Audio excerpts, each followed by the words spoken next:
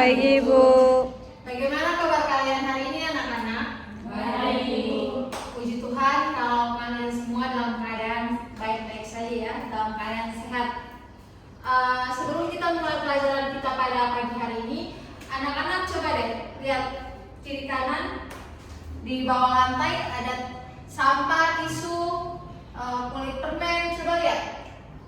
Sudah Ibu, sudah Ibu. Baik, terima kasih ya kalau sudah dibersihkan kelasnya. Sebelum itu kita berdoa dulu untuk memulai pelajaran kita. Sania tolong pimpin kita dalam doa. Berdoa mulai, berdoa selesai. Terima kasih Nia. Anak-anak, tadi di perjalanan bagaimana? Baik Ibu, aman-aman, aman-aman toh? Aman Ibu. Kita datang ke sekolah untuk memulai pelajaran hari ini. Jadi Ibu harap anak-anak semangat ya. Semangat tidak? Semangat tapi suaranya loyo sekali. Semangat tidak? Semangat Ibu. Baik. Semangat, semangat, semangat ya anak-anak. Ya Ibu. Kita absen dulu ya.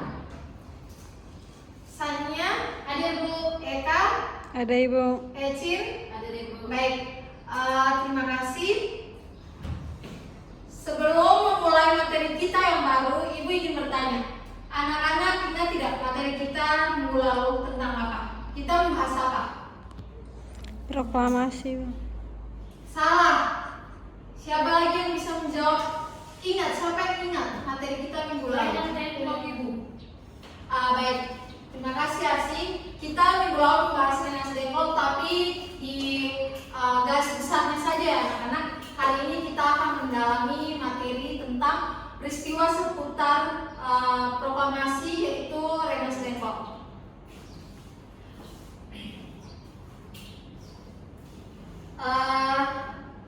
Kompetensi dasarnya adalah menganalisis peristiwa seputar proklamasi yaitu Rengas Dengklok dengan indikator mendeskripsikan latar belakang peristiwa Rengas Dengklok. Dan tujuan dari pembelajaran kita adalah Ibu harap anak-anak semua mampu memahami dan mengetahui serta menjelaskan peristiwa Rengas Dengklok tersebut. Baik, anak-anak sudah siap untuk masuk ke materi? Sudah Ibu.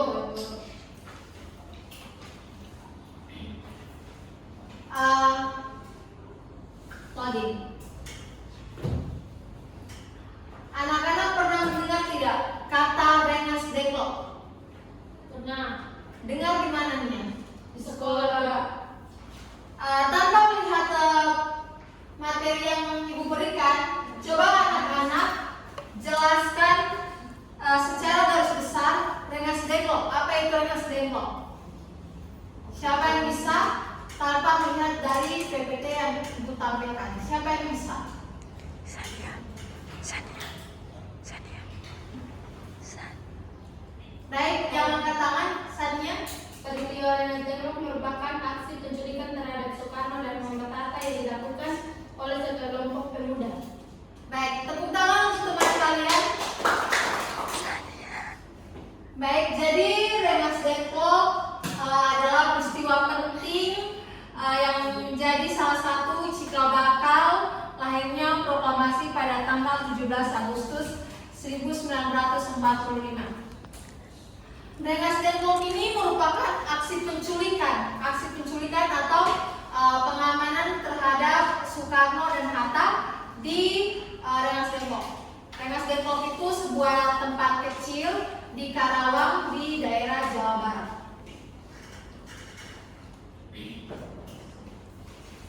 Nah, latar belakang dari peristiwa Rengas Dengklok, Juwita tolong baca.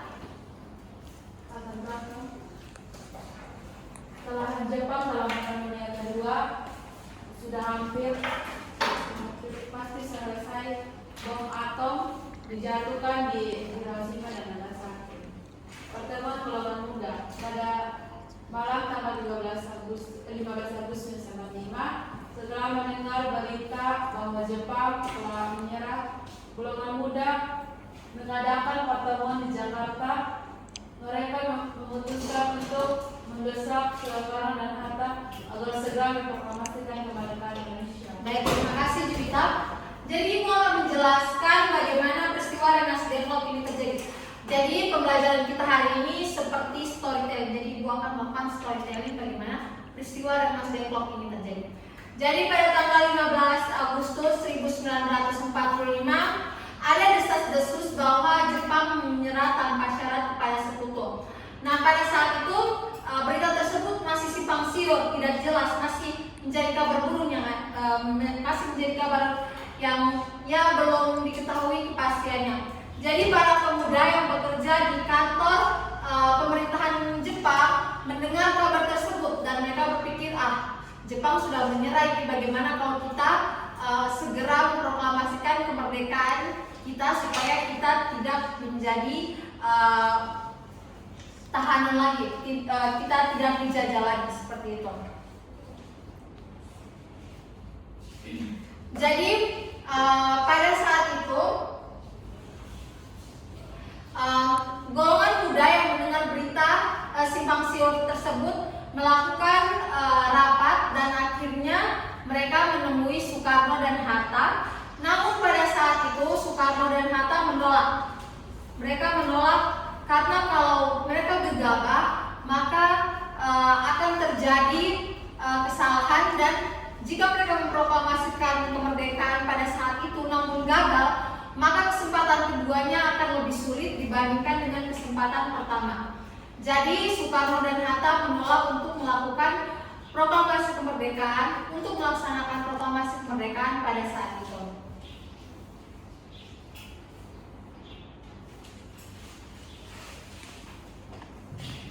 Yang berikut tolong dibaca, Adel. Penculikan Soekarno dan Hatta. Pertama, penculikan.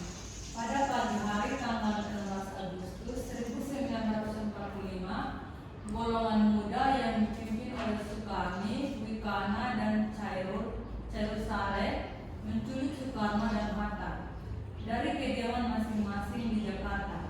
Mereka dibawa ke Rengas Dengklok, sebuah kota kecil di Kerawang, Jawa Barat. Tujuannya adalah untuk menjauhkan kedua tokoh ini dari pengaruh Jepang dan memastikan bahwa mereka tidak akan tergoda untuk menunda proklamasi kemerdekaan. Baik, terima kasih Adel.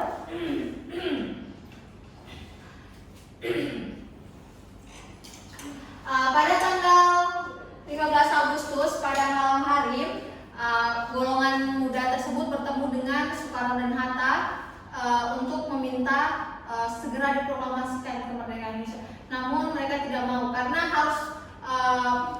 harus dengan persetujuan BPUPKI ya anak-anak. Jadi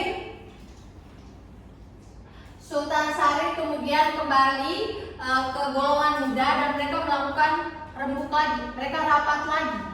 Mereka membahas bagaimana caranya kita meyakinkan Soekarno dan Hatta supaya segera memproklamasikan kemerdekaan Indonesia. Mumpung kita punya peluang yang besar. Jadi mereka berembuk dan akhirnya mereka membuat suatu siasat. Mereka membuat rencana ya anak-anak. Mereka membuat rencana. Jadi golongan muda dibagi menjadi dua kubu, kubu A dan kubu B. Kubu A berpura-pura menjadi pemberontak. Mereka melakukan aksi yang memberontak. Sementara kelompok B menemui Soekarno dan Hatta dan kejadiannya seperti ini.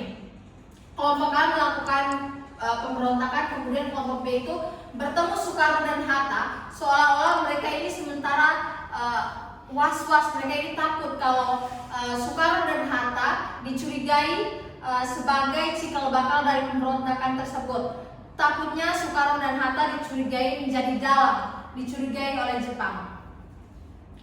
Lalu Soekarno dan Hatta diamankan, diculik oleh golongan muda. Tapi penculikannya ini beda ya anak-anak. Penculikan ini bukan secara paksa, tapi mereka lebih ke pengamanan supaya Soekarno dan Hatta ini tidak terpengaruh oleh Jepang. Berikut Ercin baca.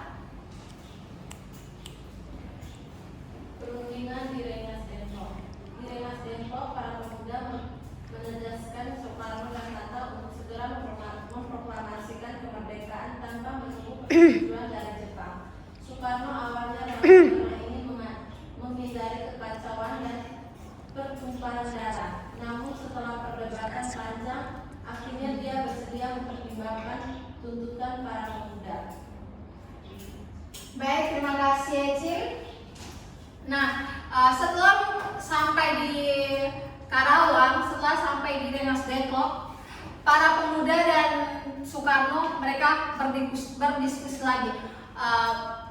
Soekarno dan para pemuda berdiskusi untuk bagaimana jalan tengahnya bagaimana. Dan Ahmad Subarjo sebagai penengah antara golongan muda dan golongan tua. Golongan tua di sini yaitu Soekarno, Hatta dan para tetua lainnya. Terus setelah itu mereka mendapatkan kesepakatan bahwa proklamasi akan dilaksanakan pada tanggal 17 Agustus 1945, tapi proklamasi tersebut harus dilakukan di Jakarta dan naskah proklamasinya harus ditulis di sana. Kemudian mereka kembali ke Jakarta, mereka pergi ke rumah Laksamana Muda Maeda, mereka menuliskan proklamasi. Ahmad Subarjo dan Hatta sebagai pemberi konsepnya dan Soekarno sebagai penulisnya.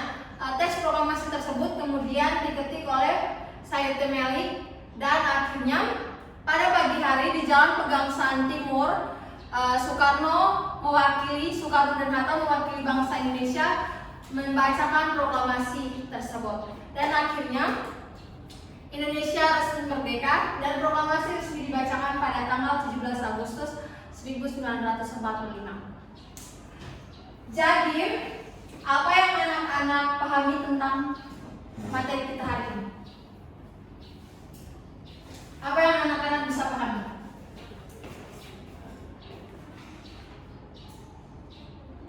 Apa yang anak-anak bisa pahami?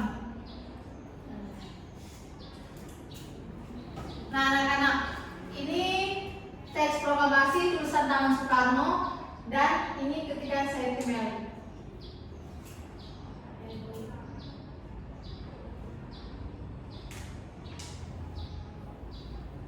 Baik anak-anak, karena saat ibu bertanya tidak ada yang bisa menjawab, tidak ada yang bisa memberikan kesimpulan, jadi ibu memberikan tugas dan tugasnya akan ibu kirimkan via WA ya anak-anak. Ya ibu. Baik. Terima kasih untuk kegiatan belajar mengajar kita hari ini. Untuk anak-anak yang sudah aktif, terima kasih banyak. Ibu akan mengirimkan tugasnya sebentar. Jadi ketua kelas tolong koordinasikan dengan teman-teman. Baik, terima kasih untuk kehadiran anak-anak hari ini. Ibu harap anak-anak belajar ya supaya minggu depan kita bisa tanya jawab. Ya ibu. Baik. Satu orang menutup kita dalam doa. Berdoa mulai, berdoa selesai. Terima kasih Mia. Selamat siang anak-anak. Siang ibu.